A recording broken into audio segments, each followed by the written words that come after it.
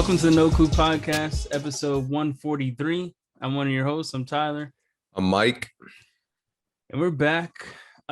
Season's winding down. Looks like we're going to see who's in the playoffs. NBA season, by the way, who's in the playoffs and who's not at this point. Some teams have been eliminated. So we're going to go right into that. And which team you want to start with?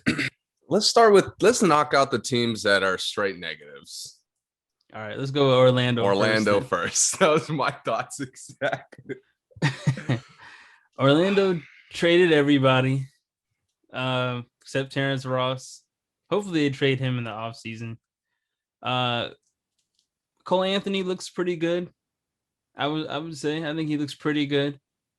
Other than that, man, it just looks like a ragtag team of just youth.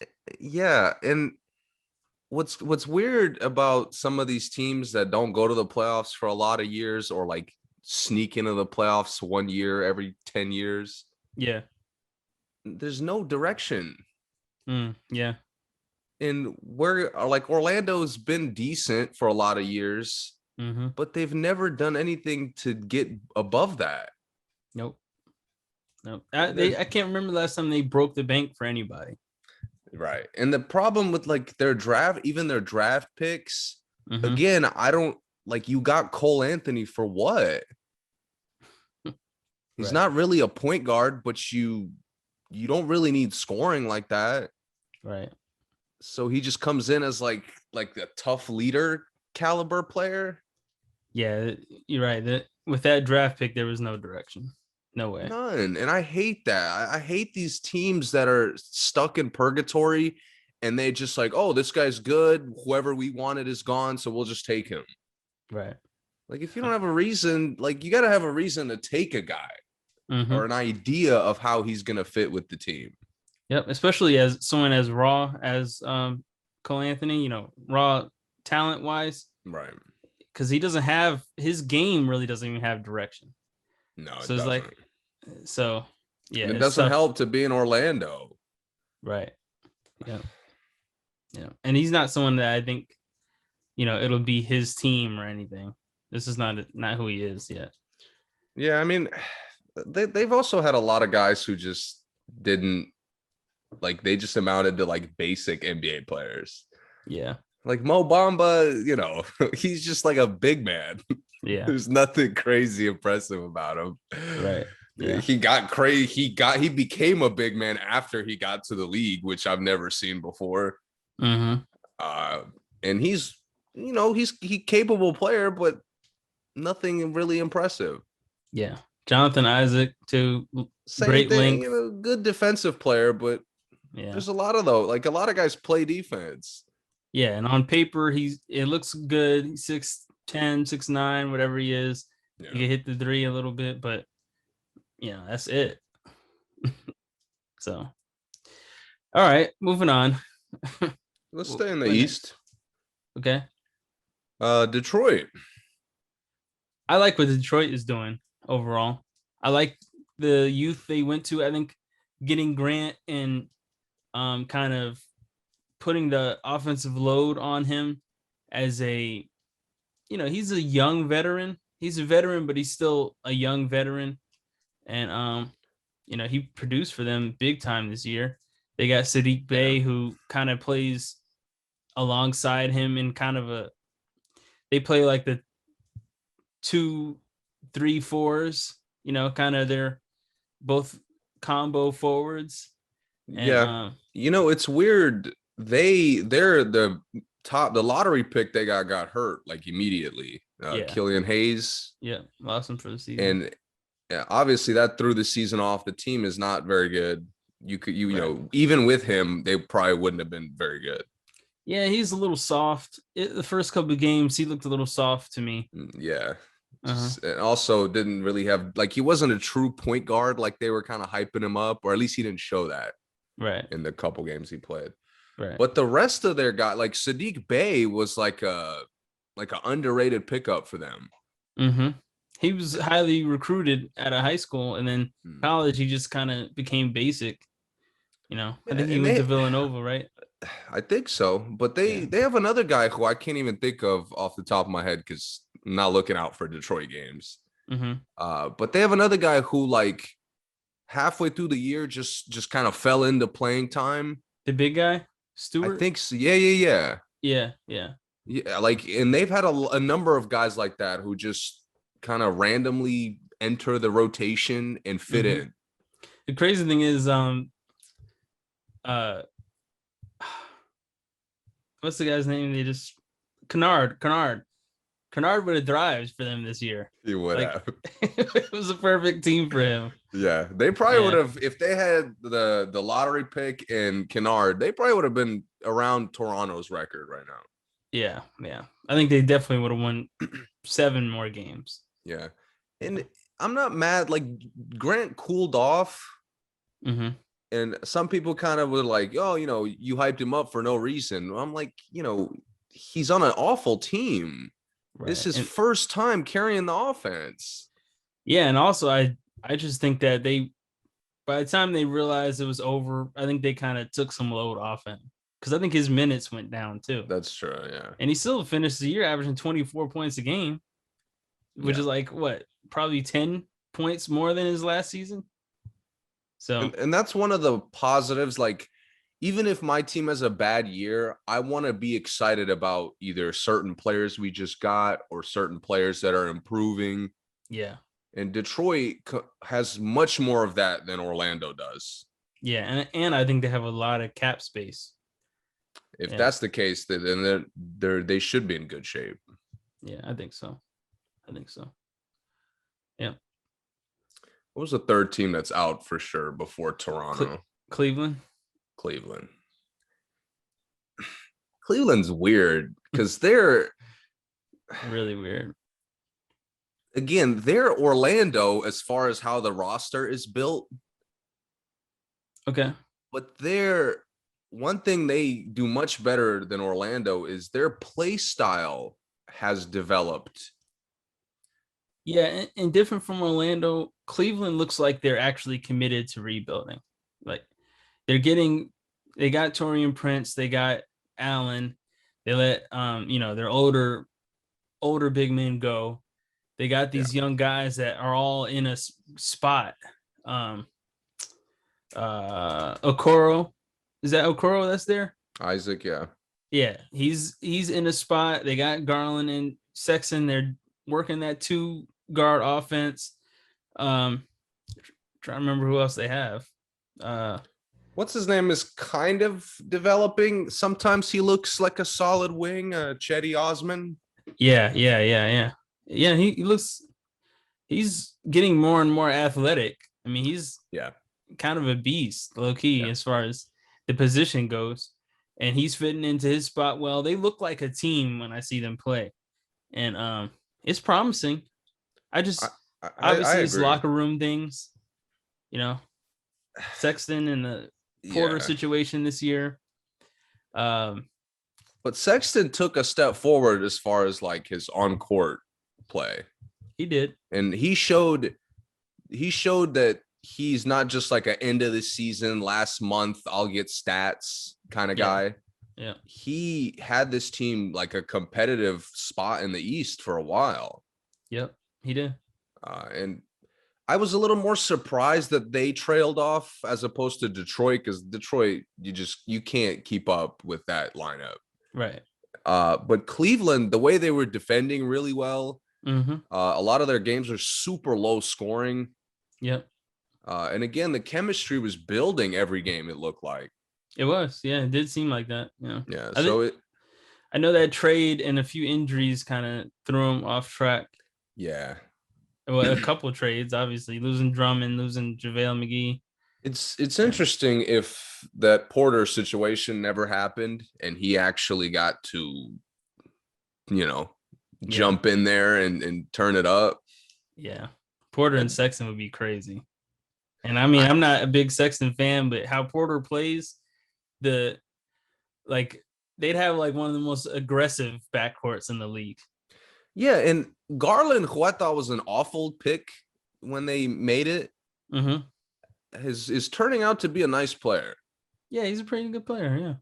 And I'm very surprised that they figured out a way for Sexton and Garland to like play together and play well together. Yeah. But again, it's those little things that they could build off of in the off season going into next year. Yep. All right, what else we got? Is there any more East? Oh, Toronto. I guess Toronto. We covered them a few weeks ago. Yeah. But let me ask you this: what do you think they could do to get back to being, like an average playoff team in the East? Average playoff team in the East. That's kind of what they've been, except for the one Kawhi run. They have to make a decision on what exactly they want Van Vliet to be. And whatever they don't want him to be, they need to fill that role. So, like, I think Gary Trent was a nice pickup for them. I don't know if they even still have Rodney Hood. I think they do. But if they use Rodney Hood. But the thing is, if they want Van Vliet to be their number one option or number two option, how he plays sometimes, that's cool. But then they need the backup point guard spot to be like solidified, or a scoring guy off the bench to be solidified to me. Like this sometimes Van Vliet is the off guard. Sometimes he's the best player on the court. Sometimes he leads the team in shots. Sometimes, he's the assist guy. They got to pick one, because I think that the other players aren't ready for the night he's not whatever it is. You know what I'm saying? You know what their biggest, I think, mistake was? They should have traded Lowry. Because what you're saying, we're not going to ever figure that out until Lowry's gone. I agree. Yeah. And I would have rather, we know Lowry's gone sooner rather than later. Mm-hmm. I would have rather traded him and gotten that second half of the year to see what Van Vliet would have looked like. Mm-hmm. Because Lowry is a lot of the times for better, but he's the problem for Van Vliet because he can do all those things. Right. Sometimes he's the leading scorer. Sometimes he's the assist guy. He's the leader. He's the defender. Hell, he's the rebounder some nights. Yeah. And then sometimes him and Van Vliet step on each other for those other roles. Yes, exactly. Yeah. And that's when it gets a disaster. So as far as Van Vliet goes, I think Lowry being gone is going to be huge for us to see what he really is. Yeah. And to my point, whatever they get for Lowry, they need to fill whatever they don't want Van Vliet to be. Yeah, I agree. Yeah. They can't have a chill. They need to make moves in the offseason. Yeah, for sure. Because they need to fix the front court. You made a mistake in the offseason. Aaron Baines, yeah. I didn't think it was a mistake. I'm sure a lot of people didn't. Mm-hmm. But it turned out to be a mistake. Yeah. So I think, maybe he'll be healthy next year and he'll give them more. But because Siakam didn't take that leap, I guess they expected, their front court is lacking. And the other thing is, Toronto as a team is built kind of funny, because especially in the East, you look at most of the East teams, they're too deep of a different player. They have a shooter or an athlete at every position. And Toronto is I feel like the athletes they have, they're forcing to do other things. The shooters they have, they're forcing to do other things. I don't know what OG Anunoby's game is anymore. He's getting better, to be fair. He's getting better, but if I asked you what he's good at, what would you say? Corner threes, and offensive putbacks. Yeah, see, that it's not gonna work. Not as a starter. No, yeah. Yeah, so that it's just little things like that. I think they could adjust. And that's off-season work. They could do that. And Siakam, obviously, we've talked about it enough. He just has to figure out what position he plays. And I hope work at it. And I hope they take pressure off of him to be a mismatch. Me too. Because they kind of give up sets like he's Kawhi Leonard or Tatum or any of these elite scorers. Yeah. And he's none of those guys. No, he's not. It's just bizarre because you see the way even when he goes off, it looks like he's like doing too much. Yeah, it does. So I hope they can kind of develop him into more of like a playmaker. Yeah, I was gonna say they need a playmaker on the team. Right. I mean, Lowry does it sometimes, but they get to the point where he has to score or he has to be the hero of the game sometimes, and then you miss the playmaker the whole game. VanVleet definitely is not a playmaker. Like that ship has sailed at this point. Yeah, because his drives end up in tough I layups. agree with that. Yeah, so I think a playmaker would help Siakam too. If Siakam's not the playmaker, a playmaker would help him. Yeah, I gotta be honest. I think Toronto's gonna get worse next year. I do too. I think like Cleveland is a team I'm more confident in their development. I think Detroit having cap space gives me more confidence about their roster next year. Mm-hmm. Like Toronto, I just don't know. You're losing Lowry. I don't see a scenario where they fill like exactly what he gives them. No, they don't. There's none. And there's a good chance, like, I could just see them getting like a guard that you would think would clear up VanVleet's role, and it does the opposite. That would be on VanVleet to me at that point. Yeah, I agree. But that's because they haven't bottled his game at all. They just let him go out there and just play pickup. Right. Just do everything. It might be too late now because you bottle it up. Now his contributions are significantly less. Mm-hmm. You know, we're going to notice that he doesn't guard that well more.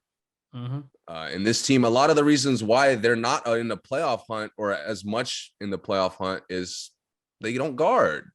Yep.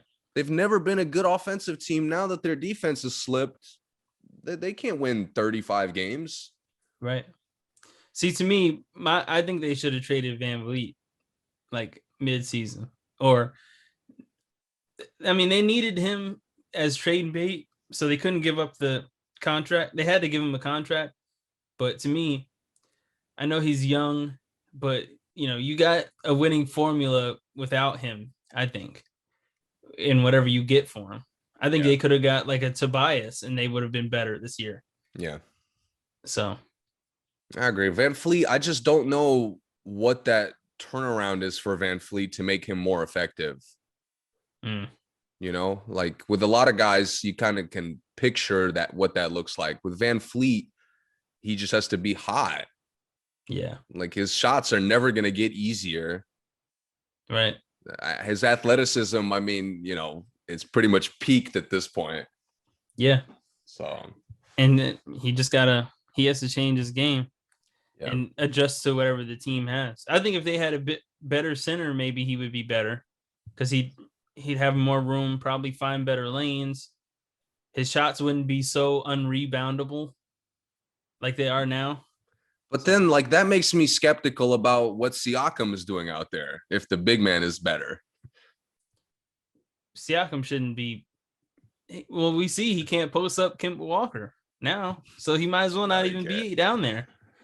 Right. But I still want him attacking. Oh, yeah, he can still attack. I mean, think of like a Steven Adams. Steven Adams, the way he can just seal and let guards and the forwards attack, just something like that they would need. That's all. Yeah. Just a good sealer and a good rebounder and someone who could stay out the way but get every rebound. And Boucher is looking really good, but he's not it. I mean, he's a great shot blocker, but he's not what they need to get better. They need a center. Yeah, a trustworthy center. Yeah. But for VanVleet individually, I would say work on your floaters, bro. You got to get those. Like, you got to stop getting to the basket. You're maybe 6 feet. You got to have a floater. Yeah, and his layup package is like getting like he's running out of layups at this point. 3 years in, and we've seen all his layups. Every single one of them. Yeah. Yeah. And it's like bigs. Bigs are more comfortable guarding him than they used to be. Yeah, they are. And they know that he's gonna try to make a really tough one, and they live with that. They don't have to block it because he's gonna flip it and spin it and all that. So, and it's doesn't go in often. So, all right, that's it for the East, correct? Yeah, I mean, one of the play-in fighting teams won't make it. Right. But we'll talk about that team, kind of why they didn't make it last couple games. Yeah. You just saying next time? Yeah. Okay. Well, we'll know who that one team is going to be. Right. Much better. Okay, so the West, where do you want to start? I want to start with Sacramento because to me, I don't care if they sneak in there. They won't. The other teams are playing really. The other teams really on a roll, and Sacramento would have to be scorching hot to catch them. So Sacramento is exactly what Orlando is. They're just a little bit better talent-wise. Oh, they're a lot better especially now that Orlando has traded a lot of their talent. I completely agree. Yeah. I was gonna say they're definitely a lot better. But they're worse as far as how directionless they are. I agree. Because guys come in and Halliburton being as good as he was, and they don't do anything with that. The fact that you drafted a guard who turned out to be to me, when I watch Sacramento, he's probably a top 15, top 20 pick and roll guard. Immediately. Yeah. And you can't win a game because you can't stop teams from scoring less than 130. Yeah. Their box scores are insane. They are. And they have the same exact issues as Orlando as far as you get guys on the team, you get guys in the rotation for what? Yeah. What is Harrison Barnes like? Is he your star player? Is he just like a 3-and-D guy? What is that? At this point, I can't tell, and he's been there for long enough that I thought, his direction would be clear, or his role on the team would be clear, and it's not. And nobody, and it's they're surprised that they can't get consistency from anybody. Yeah. But again, just like Orlando, you don't have direction. There's no structure. Yep. You're begging for De'Aaron Fox to turn into a point guard for 3 years. Now you got a point guard. Yeah. And they play well together on the court at the same time. Exactly. But now, you're not winning 30, 40 games with De'Aaron Fox at shooting guard. No, not if you don't have any other good shooting guards. Right. And Buddy Hield is he doesn't even want to be there. It's painfully obvious. Yeah. I think I told you about the moment in the LeBron when they played the Lakers with LeBron that Friday. Yeah. And Luke Walton was just shitting on him because he was 1 for 12. Yeah. And he just walked right past. Didn't even look like coach is talking to you. You just walk past him. Yeah, they don't respect Luke at all. Not at all. But again, the organization hasn't had direction since fucking C. Weber left. Since Mike Bibby's been there. That was almost a generation ago. Yeah. Seriously, in the last 18, 19 years, what is Sacramento where are they going? And they've had good coaches, which is crazy. They've had all top tier talent. They've had guys who, come in from other teams that come in there, show out for no reason. I thought for sure that Rondo, Rudy Gay, and Cousins team was going to be fire. I swear I did. I thought they would put pieces around Cousins to make a run at least once. Yeah. And they couldn't do it one time. No. With at that time, probably the best big man in the game. And everyone was in their prime. Rudy was just past prime. Rondo was still in his prime. I mean, I couldn't do anything, man. No. They got Isaiah Thomas. That didn't work. And there's so many Like, okay, you figure Rashawn Holmes is one of their few bright spots. Yeah. But for every bright spot, like, you got Marvin Bagley. You watch, like, Marvin Bagley, you're not Chris Bosh, bro. They're 30th in the league in rebounds right now. 30th. The fact that they've won 30 games, honestly, knowing that is impressive. It is. They're 5th in field goal percentage. So they get buckets. They don't miss a lot. And from the games I've watched, Halliburton has like cleaned up everything that's I used to hate about their offense. Mm-hmm. But again, you're not guarding anybody. There's no real like Halliburton is a great point guard, but there's still no chemistry between the quote unquote star players. Right. And the thing is, go ahead. I've never seen De'Aaron Fox and Buddy Hield like thrive at the same time. Not me either. And the crazy thing is, like, there's no one really who can stop Fox. Like, people guard him, but he still manages to get to the basket anytime he really, really wants to. And he looks great. But for some reason, they can't utilize it and then come back on the other end and play any defense. They're actually 30th in defensive rating.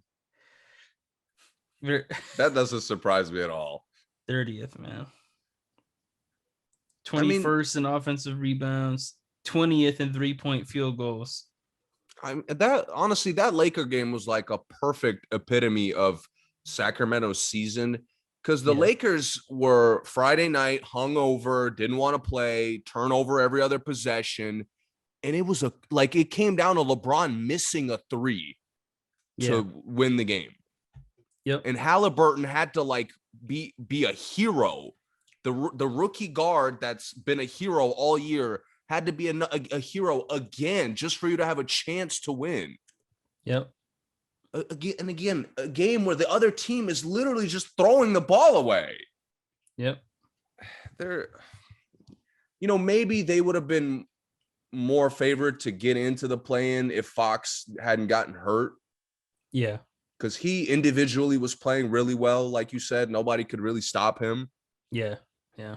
But the not only just the bad defense, the heartbreaking ways they found to lose games all year. Mm-hmm. The blown leads, the just giving up like easy game-winning opportunities to guys. Yeah. I can't believe that they even hired Luke Walton like he was gonna fix this. Yeah. I don't know. Well, what do you think they could do to fix it? Blow the team up? No. We've done that too many times. Like, you can't do that anymore. Right. They did it twice, and their process has come back. Like this, I feel like this team they have is basically what most teams would dream of in like a trust the process thing. Yeah. And the tough thing about it is they often get close. Yeah. But they don't build any sort of winning culture. Mm-hmm. And I would get rid of Luke Walton, obviously. Mm-hmm. You don't even have to tell them to do that. They know that. Harrison Barnes, I've seen enough. Yeah. It's like, if we're going to go young, let's go young. Because Harrison Barnes isn't leading. He's not setting any example. I haven't seen him have chemistry with another basketball player since he left Dallas. I forgot he even played for Dallas. Yeah, that was probably his peak.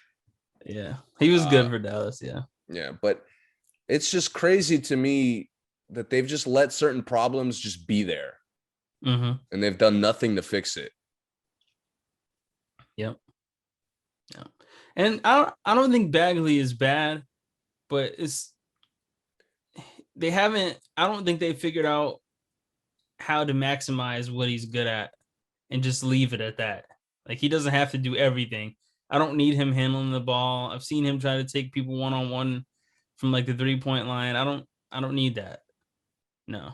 I mean, it doesn't help them. They play him like they use him as if he's like fucking Anthony Davis. Like, he's a walking mismatch out there.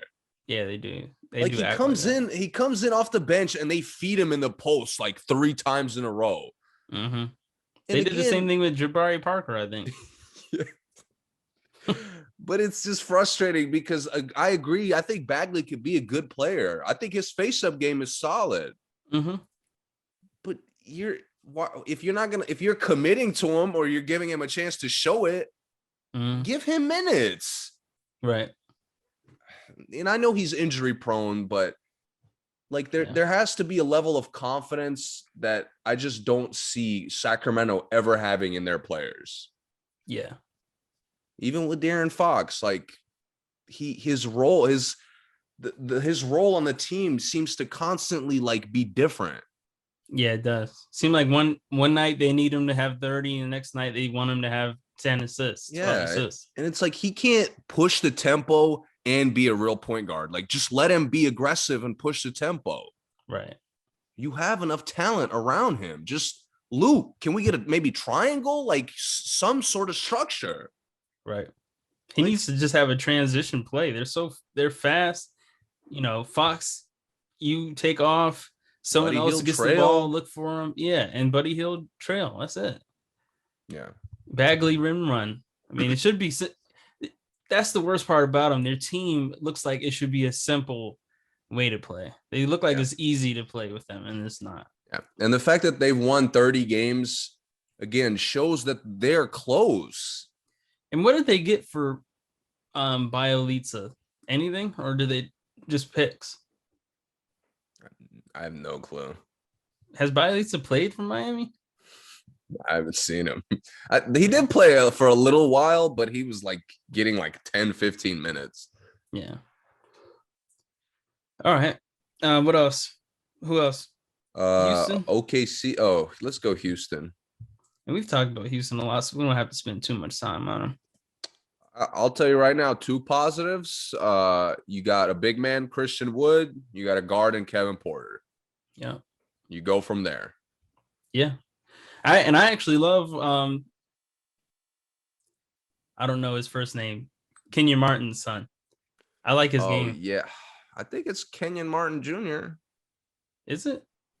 I'm not 100% certain on that. I don't know. But Martin, he's been catching bodies. But he's a junior, so he might be. Yeah, okay. But he's crazy athletic. I agree.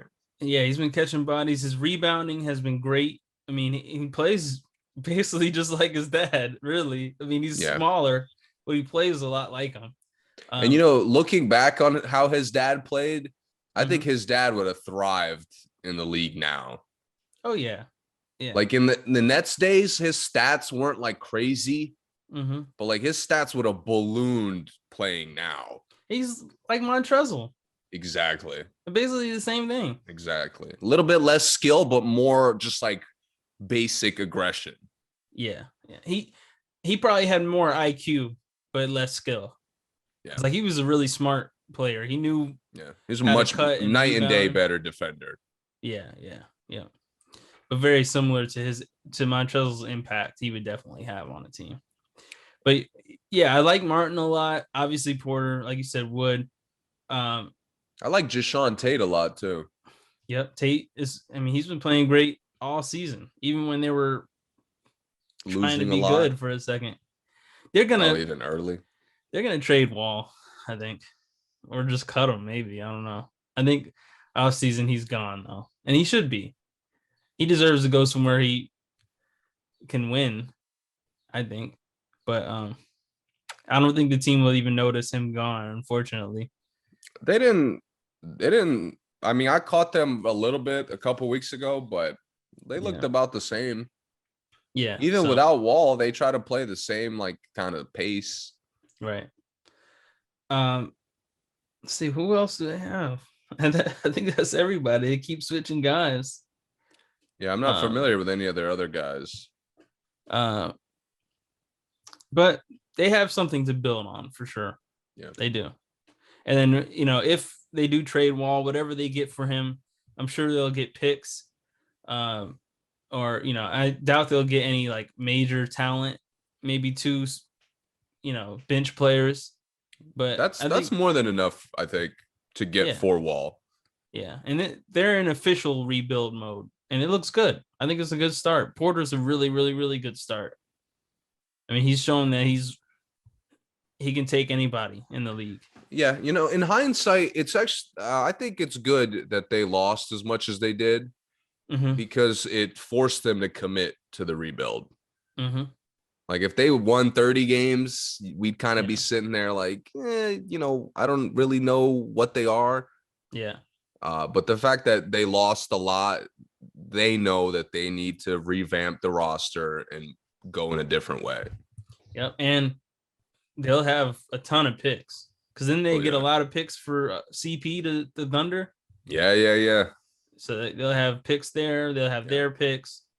I'm sure they got picks from Brooklyn or somewhere, or maybe Cleveland. I'm sure they got other picks somewhere because they made so many trades. So they'll have a lot of space to rebuild and a lot of space to trade for some, decent veterans. Yeah, they could do something. I hopefully Wood gets a little. For some reason, maybe it's him in the West. He looks a lot more soft than he did in Detroit. I know he's been hurt a lot this year. He needs to put some weight on. Yeah, he looks all wiry, and I mean, he falls down a lot. Yeah, and I didn't see that in Detroit though. I didn't see him much in Detroit, but he also had Drummond, or no, not Drummond. He had Blake, so maybe he wasn't inside as much as he is now too. So I don't know, but I wonder if he transitions to like more of a perimeter player or more of a inside out player. Depends what they get. I think if they get a big sometime, I do think he'll go inside. I've seen him. I mean, I think he'll go outside. He could succeed doing both. I think he could. Yeah, he could be. If they start him at the 4 and then they move him to the 5, I think that could be something he did easily, or vice versa. If they get some strong, reliable wings, for sure. Yeah. All right. Who else is in the West? Oh, the Thunder. Yeah. I like the Thunder, man. I do. I really do. I'll be fair. I haven't seen them since the first game after All-Star break when SGA went off. Yeah. And I didn't even know he got hurt like a little while after that. Yeah, he's been out. Yeah. They have that kid, Alexi. His last name starts with a P. Yeah, really tough last name. 7-footer, super frail, like a guard 7-footer type. Yeah, Poku Sveski, something like that. Yeah, man, he looks good. He's versatile. I mean, he's doing everything. Yeah, he looked cool, man. Yeah. I like Isaiah. Is it Isaiah? Isaiah Roby a lot. The light-skinned dude, Afro, who's been dunking on everybody. Yeah. I've seen it. I love his energy. Dort obviously has improved, and I think he's going to keep improving. And even Baisley. Yeah, Baisley looks good. Yeah, he's been playing well. He's been. I mean, they're in major rebuilding mode too, and I think everyone looks good. They have energy. That's the other thing. A lot of times the rebuild teams, like, again, we've dogged Orlando a lot, but opposite of Orlando, everyone on the Thunder looks like they have energy. They get a highlight like every night. Whether it's Roby Duncan is a nice pass that the kid makes. Dort has a big game. They do a lot. I like them a lot. They showed chemistry throughout the year. They did. That's one thing I really like about them. They did, yeah. Even Ty Jerome has been playing well. Randomly, I've seen him have some good games from the 3, good assist games. I mean, obviously he's coming off the bench, but he's doing well. I wonder if they could. Is there like 2 moves that they could make that would make them significantly better? No, I don't think so. I mean, I don't think they get any better.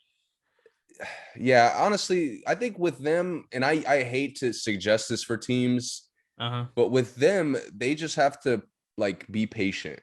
Yeah, they're gonna have Like, to trust the process for sure. yeah, because they have a lot of picks, Yeah, and that's one of their strengths is picking, good players. yeah. So I think honestly, I wouldn't risk like any kind of drastic trades to improve the team. Mm-hmm. I think they have a good mix of improving, like they have a potential star guard, they have a number of role players who look really impressive, Mm-hmm. and they have a couple of vets like Horford who could kind of keep these guys mature and play in the right way. Yep. Now, like you said, you just got to trust the process to see how guys develop, how draft picks come in. Uh, but they're in good shape, man. I think if they make two good draft picks, I think they're tough. I think they're kind of like where Atlanta was a couple years ago, like when they first got Trey. Before they got Trey, Yeah, yeah, Teague was on his way out. They had a lot of guys. Schroeder was going to get traded. Obviously, they had some old guys that were clearly on their way out, and then they had a bunch of young guys that were waiting to step up, and that were like um, Hoarder. He was showing signs of being a good starter, and that I think yeah. OKC is there where they have a lot of guys who show signs of being a good starter, and I think they could get there. If they get is it Jalen Green that's coming from the G League in the I draft? I think so. Yeah, If they get something like that, get Cade Cunningham, um, and all of a sudden they're whoever that is going off. They got Gilgeous-Alexander. I think they could have one of those teams where you see this young force, and then they could add the pieces, just like yeah. Atlanta did. Just like Atlanta did. And I think it's interesting with SGA. He's made huge leaps every year. Yeah, yes. This was his, I think, third year, Yeah, I think so. Third year. and he's again every offseason he's gotten much better. He's the same as Trey and Doncic and all them. So whatever year they're in, same year. Yeah, yeah, third year, I'm pretty sure. Yeah. But it's interesting, like if he comes in next year and he's even better than he was the first half of the year. Mm-hmm. I mean, this team, even maybe if their draft picks don't pan out, specifically this draft, Yeah. they could still make playoff noise, I think. Not going into the playoffs, but I think they could fight for a spot. Yeah, I think so too. I think they're gonna get a good draft pick though, for sure. They're similar. Who was it that I said lost? Oh, Detroit. If they didn't lose SGA for a while, Mm-hmm. they probably would have had the similar record to Sacramento. Yeah, yeah, yeah, yeah. I think so too. All right. Timberwolves. Timberwolves. Where you want to start with them? A lot of talent. Edwards is the one. I mean, he's as good of a draft pick as you could get. I mean, that's what you want. You want someone that looks like they're gonna lead the league in scoring someday. That's everybody wants that. Just like when Donovan's first year, and all you had to do was say, "Well, what's the ceiling?" Oh, he probably could lead the league in scoring, and that how many players can do that? Maybe 6 in the league. Maybe. So yeah, and Edwards looks like he can do it. If they really wanted him to, he would go up and put up 30s every night. And Towns and D'Lo had injuries all season, back and forth. Towns had family, lost his family. Um, them coming back, I mean, they can make some noise for sure next year. They come back full strength. You know what I think their problem has always been like they just can't consistently find a balance between everyone. Yep. And it's been, they've had a number of rosters that have had like a number of talented guys. And between paces. Yeah, they've never really figured out like Towns, for some reason, his success is often individual. Mm-hmm. Like you would think you bring in Rubio. Rubio should help Towns get easy buckets. But for some reason that hasn't happened. Right. And Rubio, kind of his age, he's losing his ability to be like a threat to a lot of teams, at least on paper. Like I don't think he's in a lot of scouting reports anymore. Rubio also, he makes this mistake every new team he shows up on. Like he doesn't want, he tries to like not be a threat. Mm-hmm. And at every team he goes, they force him to become a threat over time. Yeah. But he wants to like not take shots ever so bad. Yeah. And it's like basketball, you're like 20 years late to play basketball that way. Mm-hmm. I think they made a mistake with Rubio. I think deloading was also a mistake. A mistake already? Yeah. And I know he didn't play much, but to say he only played like 8 games this year. I think Edwards developing as quickly as he is. Yeah. And the way he's finished off the year, I think he's going to make a huge leap coming into next year. I do too. Especially because nobody's going to be ready for Minnesota like that. Right. And I just don't think deloading will fit into that. Because deloading, he doesn't match like young players' pace well. No, he doesn't. He's very old school, very like methodical with his moves. Well, deloading has to have the ball all the time. Like, he's either that's bad. He'll pass it for an assist or it's an ISO. It's like one or the other. But if he passes it and it's like a move the ball thing, then he might as well just get back on defense because he does nothing else the rest of the play. Not really a catch and shoot guy. He can hit him, but that's not his game. Great. He's a really, really good passer. Both hands, he's really ambidextrous in that way, gets to the hoop. But when it comes to an offense, it's just not his game. And when Edwards is in his bag, you're right. I don't know where deloading fits on that play, on that possession. Because Towns is going to be involved, more often than not. Right. And I don't really want deloading to space the floor. Now, if their coaching, takes the shit seriously and figures out a balance, maybe mixing deloading and Edwards' minutes like separate from each other. Yeah. Maybe they can make that work. And deloading, like he can make awkward situations work better than a lot of players. Yeah. So I'm not completely, I don't think they should like completely give up on him. Mm-hmm. But I don't like, I've often liked their role players, but they don't ever seem to maximize them. Right. And that's something like their role players and star players just don't coexist well. Mm-hmm. And I don't know how much of that is like coaching because they also don't really have direction with their play style. Right. And that's my biggest thing. I'll get into that after you finish. Keep going. But I also think like Towns he's kind of has some Miles Turner in him of like he wants to float on the perimeter way too much. Yeah. He's taking the unicorn thing way too serious. Yeah. And Embiid, we've seen these kinds of problems with Embiid and even Porzingis to a lesser extent. But you don't want your big dictating what kinds of shots he takes too much. Right. And you see that happening with Towns a lot. He's not an inside presence. Embiid this season made the big change of letting the defense dictate what shot he gets, opposed to like just forcing whatever he wants to get off. Like I think Embiid this year, it was post. I got the post fade. I got a nice hook.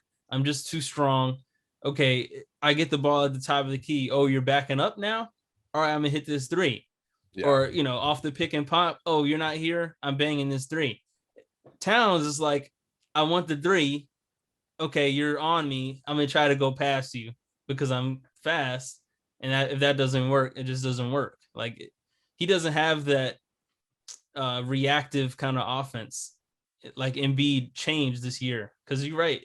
Before Embiid was like that. Embiid wanted to shoot, Yeah. and then when guys like he would pump fake, and when guys went for that, he tried to drive to the basket. And just a center driving to the basket is just not good in any situation.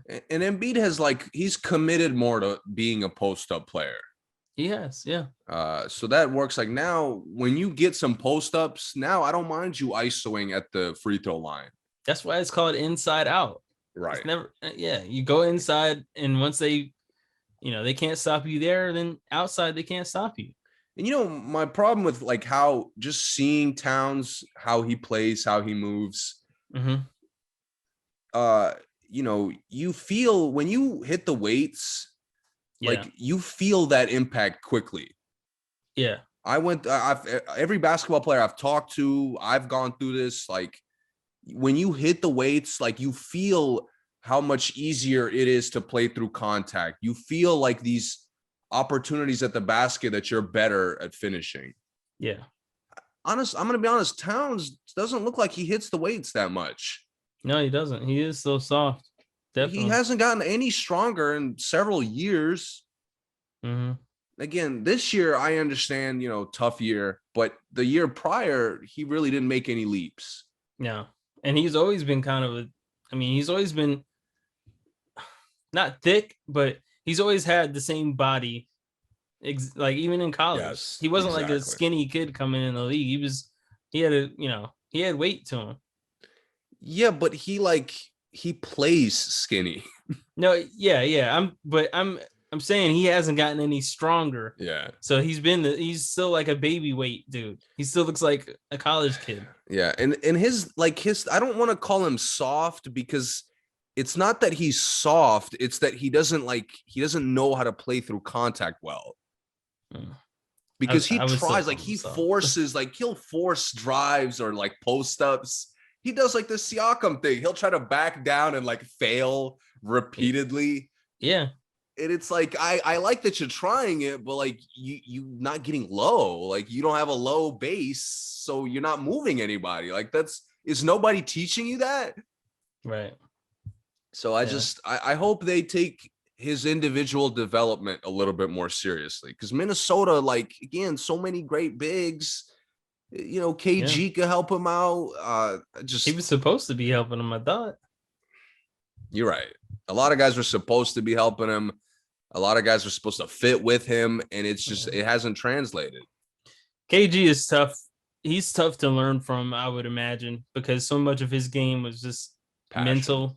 Yeah, it was mental. If you don't have that KG mentality, you can never be KG. And then it was so much. Very similar to Kobe. Yeah, and it's so much of him was just straight gifts that And I think Towns may have those gifts, but he doesn't have it up here. So no, he doesn't have that that drive to dominate.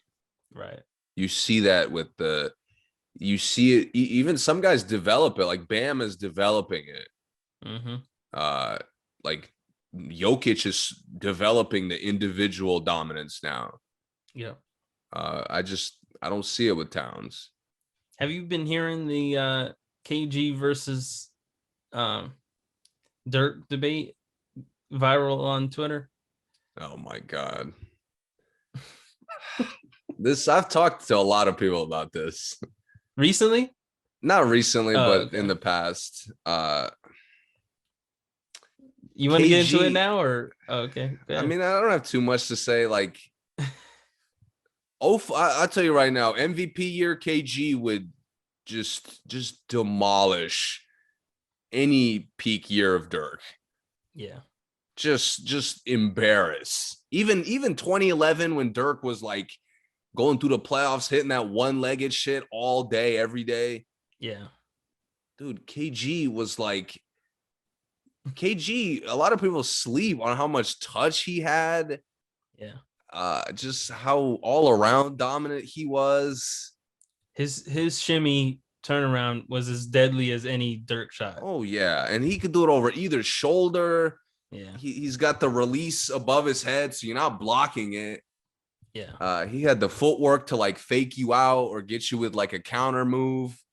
Yeah, And if he caught it on the wing, he'd cross you up too. Exactly. Like you said, I don't want bigs like driving from the top of the key. Unless it's KG. KG could bring it up and drive from the top of the key. Yeah, he could. Yeah.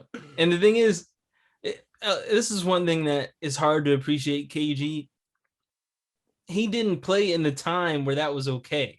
So like, I think a lot of people will watch KG's highlights, and he does that maybe once or twice a game.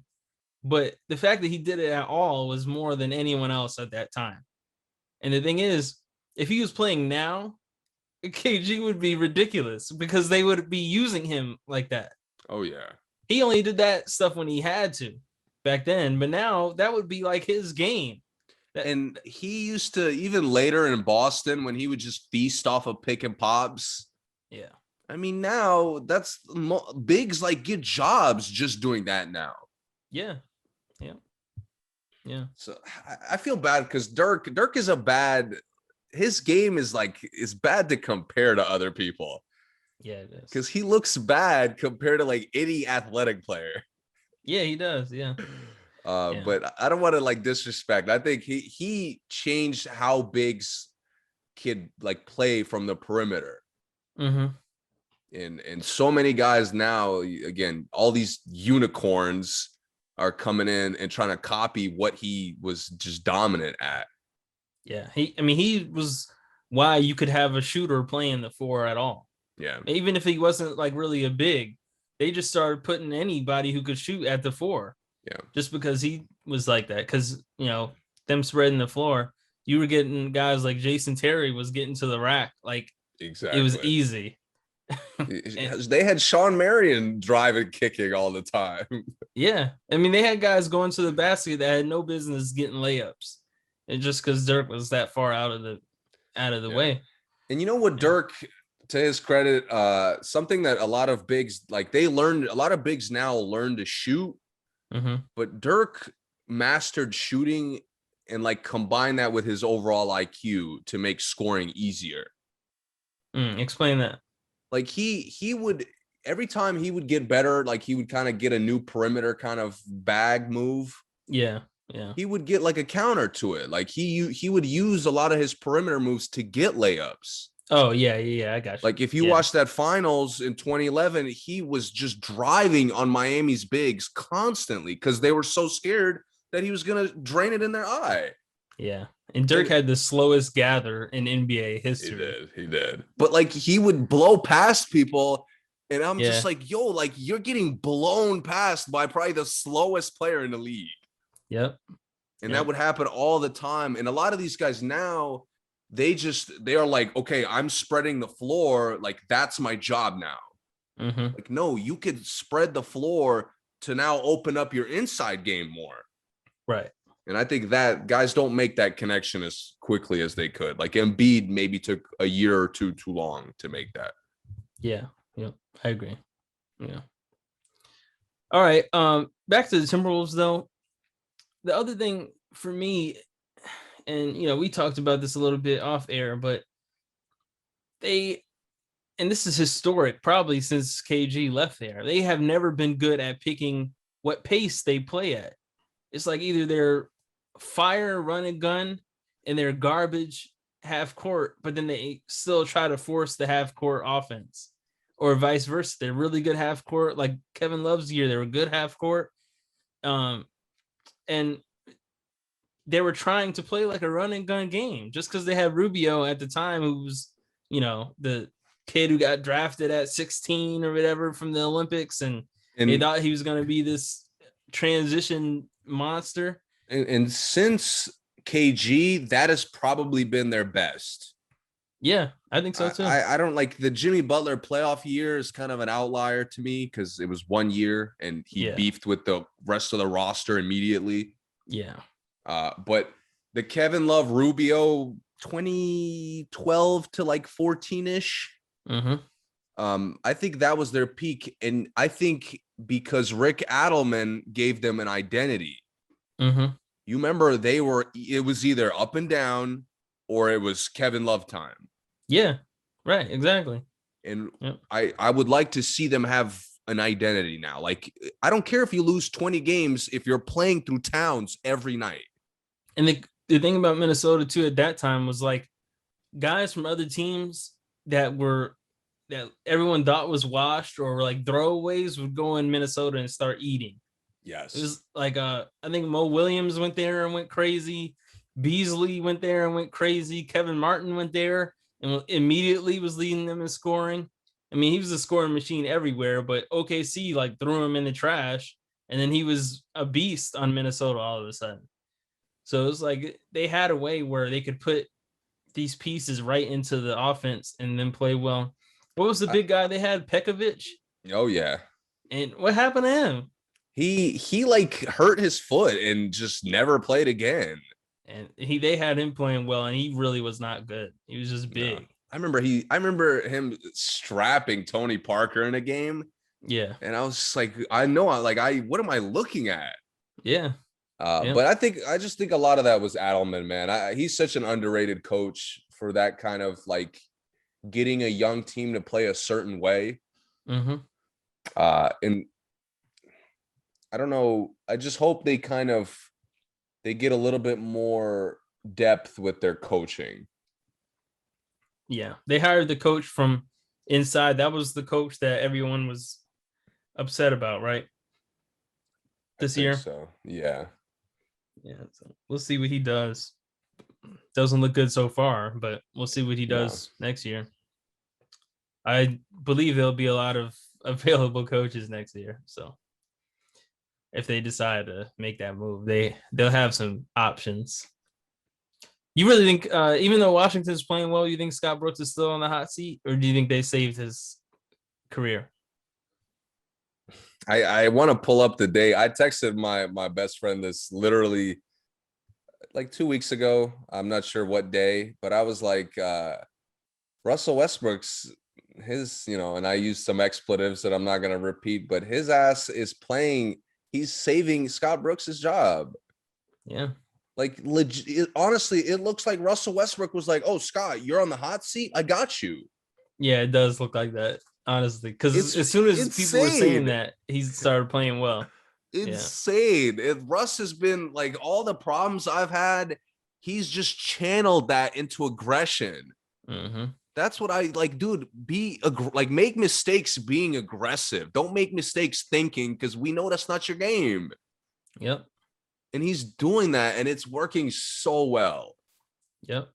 Everybody, all the role players like fit better when Russell is just full-blown attack mode.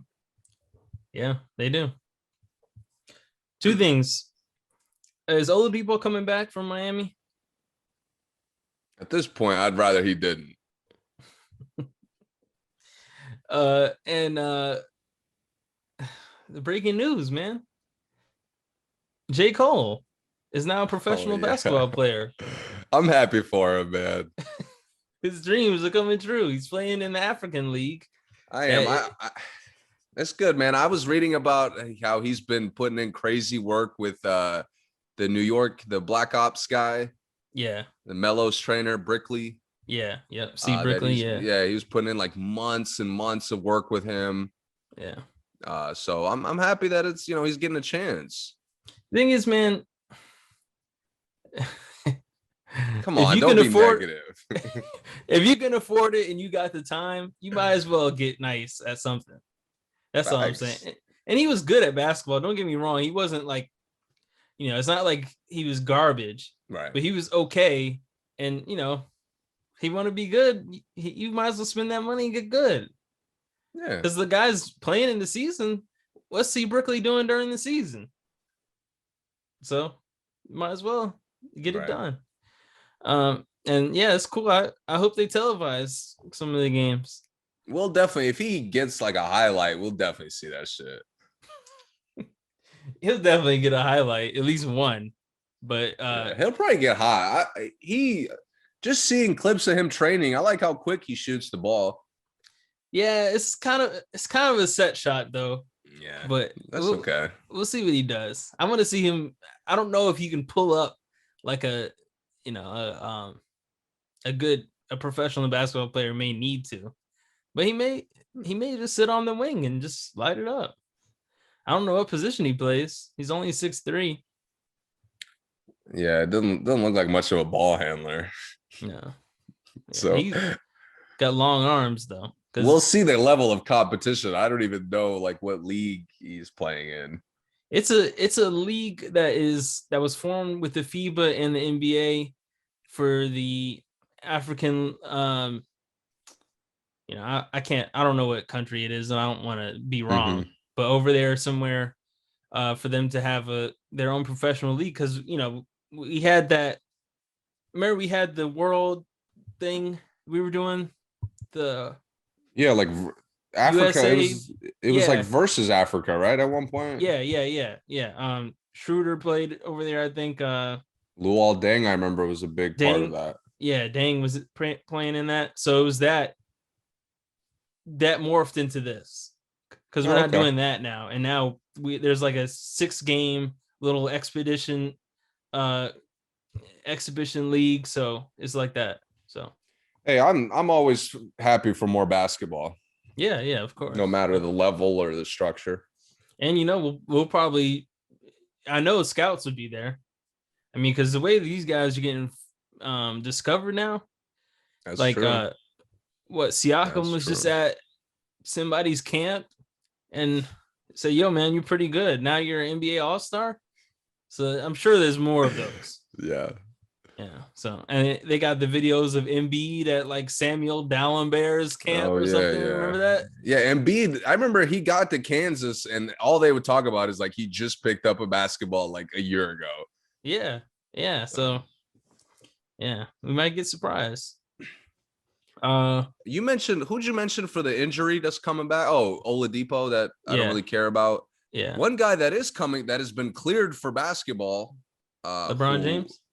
No. LeBron. I don't want to talk about the Lakers today. Okay. All right. Because we'll definitely, I'm sure we'll have a ton to discuss for the play-in. But Spencer Dinwiddie has been cleared for on-court activities. Really? I didn't even hear that. Yeah, I was shocked to see that. But he's been like, I've seen a lot of his rehab stuff. Yeah, he's not playing. I don't care how cleared he is. No, he's not. They're not going to play him. No way. I think they've been struggling to figure out how their backups play consistently. Yeah, but we've seen guys come back right before the playoffs, and they still don't. They don't play him. I mean, he'll get the ring if they win, but I'd be surprised if he comes in and they force him into the offense. Do you think they're gonna give him significant minutes? Maybe not. Significant, yeah, but it's not gonna be like, I'm not talking about 30 plus. I mean, 18 plus. I think he could get 18 by the second round. Oh no, I don't think so. I don't know, man. I think maybe. I don't know if he adds anything to them. Honestly, I mean, I think he does add something. He just doesn't fix their problems. That's the problem. Yeah. I don't know. The thing is, if he's shooting, someone else isn't at this point. So that's the one thing that I think is going to be tough. That's okay. It's just up to Kyrie and KD to like live with that. They're not going to. You're right. Especially Kyrie. Yeah, you're right. That's the problem. That's why I say it's going to be a problem. Not because he's going to miss the shot, because they miss shots, especially Harden. But if he's out there, then someone else doesn't have the ball, and that's and he's not good enough off the ball to me. They better pray they don't catch Milwaukee before the conference finals. You think Milwaukee will take him out? Oh yeah, I think so too. That like Giannis blocking KD, that clip they keep showing, that was like lifting Dora's hammer to me for this rest of the season. That was like, all right, I'm here. But Giannis also matching him like as far as going off. Yeah. I think Milwaukee is as perfect as they could be going into the playoffs. I do too. I think they finally did their thing. Like this is it. If maybe they lose to Philly in 7, and that will probably be the only like acceptable failure to me. Mm-hmm. But if they get exposed again, yeah, I mean, I'm gonna be coming on here just screaming about how right I was. yeah. But they look great, man. I don't really see flaws the way they've been playing the last month. Finally, they figured out how to use Forbes. Finally, like this is the first time. It took them 60 games for them to use him right. Let's Coach Bud, let's start dipping DiVincenzo's minutes down there and Bryn Forbes. Let's bring him up a little bit. Yes. And Pat too. Pat's minutes got to drop. Yeah. And he still is like kind of weird with Bobby Portis. Like Bobby Portis, I thought the first 10, 15 games looked perfect for them. Like he came in, he was getting double-digit rebounds in like the short amount of time. Yeah. And then since then I don't know what happened. Yeah, it's tough. But I mean, it's working without him. So I'm not saying it's a problem. But, yeah, they have like too much depth. Yeah, their depth is insane now. But they're used to it because the core has been the same for a long time. Yep. And just look at how much better their ceiling looks without Bledsoe. Yeah. I mean, the thing is, Holiday just does enough. That's it. He's been huge, man. I think he's going to be a big part. If they come through the East like they should, I think Holiday's going to have to be a huge part of that. On offense and defense? Yeah, because I think he's going to have to outplay Kyrie multiple times. He'll have to outplay. It doesn't sound like a lot, but Dragic sometimes like brings a lot to the tempo of the game. Mm-hmm. And Holiday's good enough to outplay him in that way. Yeah, I think Holiday will probably lock Dragic up. Yeah, in this terms of locking an NBA player up.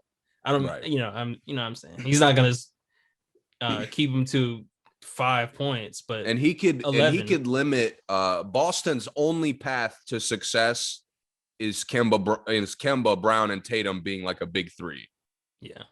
Like that's it. There's no we'll defend, we'll like move it. No. It's either big three or you're out of there. Yeah. And Holiday is gonna contain Kemba as much as you could ask a guard to. If he guards Kemba. That's true, yeah. But whoever he's guarding, he's gonna contain them as much as possible because he's just that kind of. And I think he's a good matchup for Simmons too. If they do play Philly. I think so too, yeah. Yep. So you said something I was gonna comment on. Milwaukee's depth is, I think they're right there with the top. And the thing is, their depth,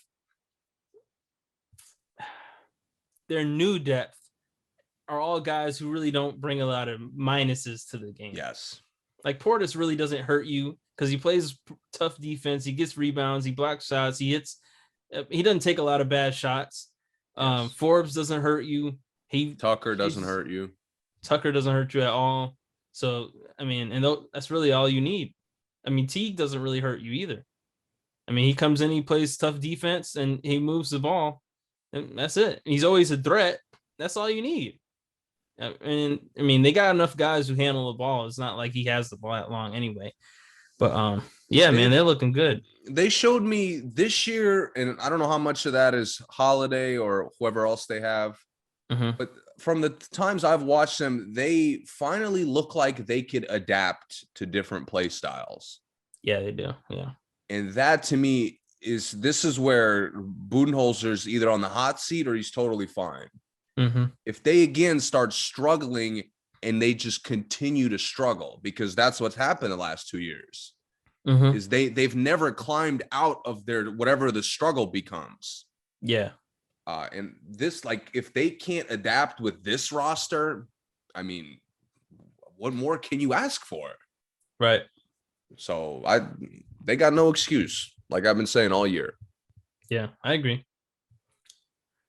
Last headline, Tim Tebow is now playing tight end for the Jags. They signed him?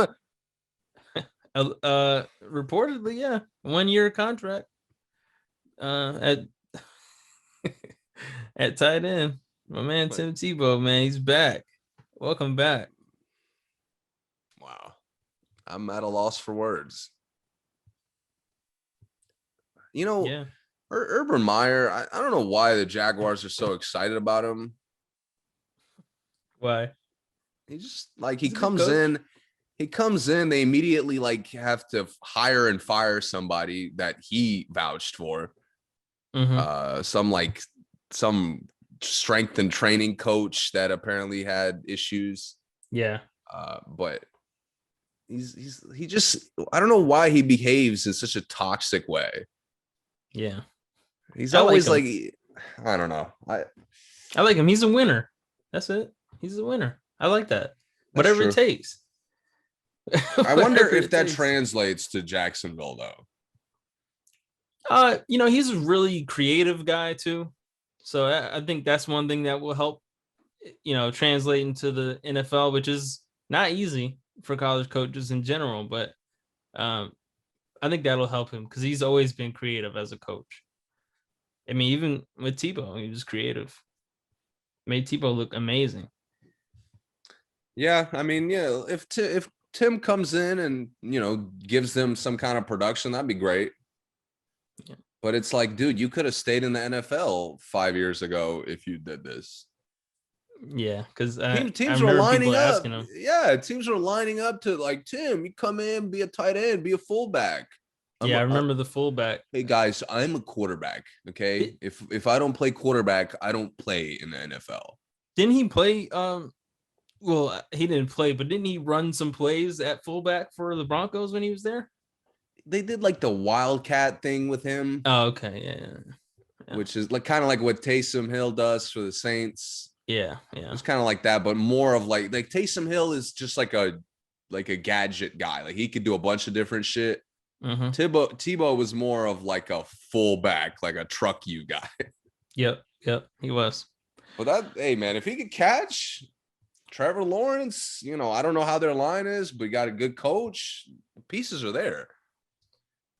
They're there to begin their rebuild. I don't know if they're going to do anything this year, but they got a good start. No, I think this is a good start for sure. And the Chargers are a good example that drafting the right quarterback is not all you need. Exactly. Like the Jets, same thing. Like you got Zach Wilson. Trust me, that's not all you need. Exactly. Yep. All right. We got anything else? Sports? I don't think so. No. We got any music that are worth talking about today? Or double up tomorrow? We'll double up next time. T Grizzly, high recommendation. I'll get into it more next week, but good album. For sure. Really good album. All right. Well, that's it. We'll be back next week. Obviously talk some music, talking playoffs. I'm sleeping on Michael B. Jordan. I gotta catch up. I gotta wake up.